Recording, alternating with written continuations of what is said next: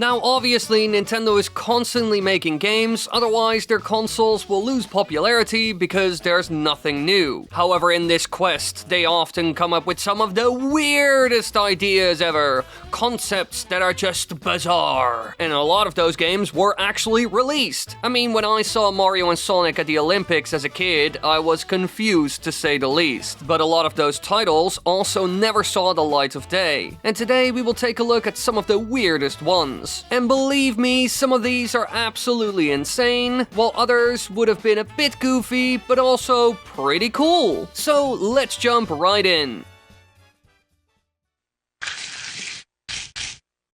But first, introducing my new store, Wily.gg, the place to buy your new games and get your hands on eShop cards for Nintendo as well as Xbox. And don't forget, use code Wily at checkout to save 10%. Now let's continue. Number 5. Personally, I'm a big fan of the Rayman series. Especially the third title is an absolute gem in my opinion. Well, except for the final boss, because that one is just annoying. However, sadly enough, that franchise was taken over by the Rabbids, who are also seen in the Mario universe now due to crossover titles like Mario plus Rabbids Kingdom Battle. But apparently, Ubisoft wanted to make a game like this a lot earlier, but the idea was shut down by Nintendo. In 2010, Ubisoft Paris had explored proposing a crossover between the Mario franchise and its own Rabbids franchise, and it was conceptualized as a subversive, self-aware take on the Mario franchise, and concept art was produced depicting Rabbids kidnapping Bowser as Mario chased them. Now, according to an anonymous Ubisoft employee, the pitch was possibly rejected by Nintendo before it was even formally shown. So clearly they didn't want anything to do with this and shut it all down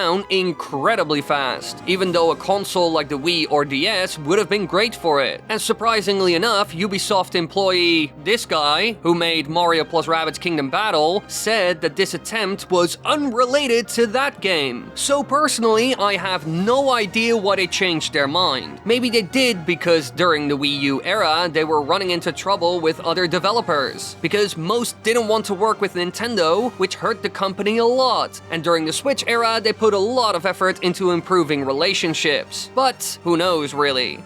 Number 4. Now, aside from Mario Kart, another successful spin-off title that Nintendo created was the Maker series. Games where you make your own 2D Super Mario levels and even entire worlds, which people were dreaming of years before it was released. However, funny enough, Nintendo was already flirting with the idea a long time ago during the SNES era, because in 1994 a Nintendo patent was created for a device that could create basic games for the SNES, and it was likely intended for use in schools.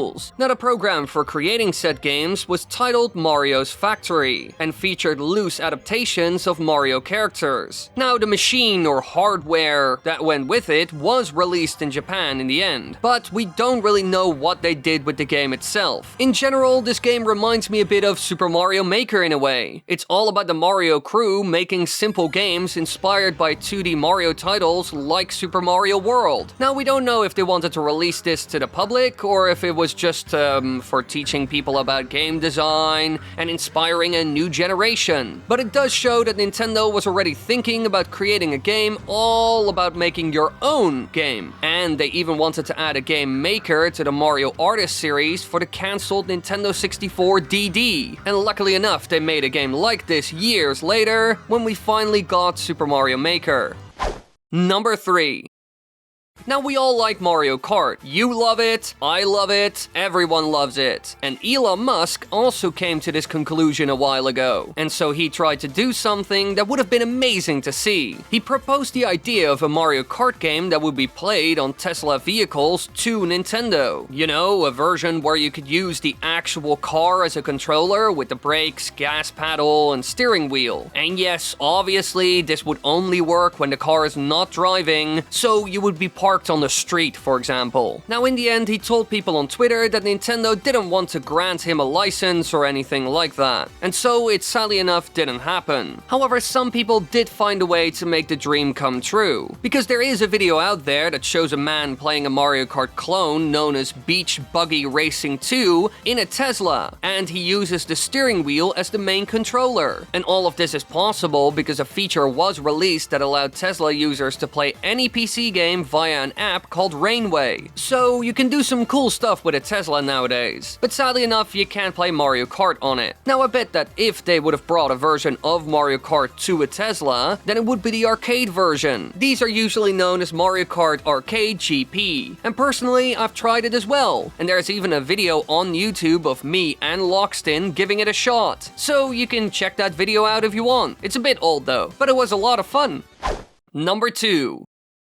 Now all of us know that Nintendo loves to make one type of game, sports games. The one Super Mario spin-off they make the most. And one weird game that got cancelled was Super Mario Spikers, a volleyball wrestling hybrid game that was developed by Next Level Games, which is the same studio that created Super Mario Strikers for the Nintendo GameCube and Mario Strikers Charged for the Wii. They started working on it in 2006, while Mario Strikers Charged was still in development. Now it started development as a simple volleyball-based game, but in the end the team decided to add mechanics based upon wrestling. They tried to combine their knowledge from their previous Mario Soccer games with their experience with wrestling gained from the cancelled WWE Titans Parts Unknown game. But sadly enough, Nintendo rejected it due to the game's realistic wrestling moves going against the Mario franchise standard of wholesome content. And so it was cancelled, even though the idea was very original and could have made for a great game just like Strikers did. Sure, it was a bit extreme with the violence and all, but I bet a lot of Nintendo fans would have loved it. And if you want to know more about it, then be sure to check out the video I made on it. But first, our last pick.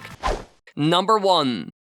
Now we have come to the last one, a game that we never got that might have been cool, but it would have given you one gigantic headache. Mario Land for the Virtual Boy, which is most likely the worst console Nintendo has ever made, and I tried it, so I know. Now this game was a cancelled Mario game that was originally going to be released for this weird VR console that wasn't really VR. Now a single playable demo was seen at a convention known as the Winter Consumer Electronics Show in 1995 in Las Vegas. Now, just like all the other games around that time, this was a 2D side-scrolling title, but it would have also featured three-dimensional perspectives, such as moving between the background and foreground of the level, which is something we have seen in games like New Super Mario Bros. And Yoshi's Crafted World. And personally, I love that concept, and I'm glad Nintendo uses it. Now, this game would star Mario as the main character, and you would see the normal Super Mario Bros. Style enemies, traps, and more. Now, the story was never revealed, but a large Wario-like figure, which functioned similarly to a thwomp, was seen in the playable demo. So I bet he would have returned after losing in 6 golden coins and fleeing the castle. Now, as expected, Nintendo scrapped the game and turned the Mario Bros-like minigame that was seen in the game into the full title, which was a bit weird. Now, personally, I understand why they got rid of it, because my gosh, the console was terrible and didn't do well because of it. But I will say some of the ideas behind this game were pretty great, so it does make me a bit sad, to be honest. However, if you want to know more, be sure to check out my full video on this game. Yeah, I covered this one as well, or the one I made on Super Mario Spikers. Thank you all so much for watching. Be sure to check out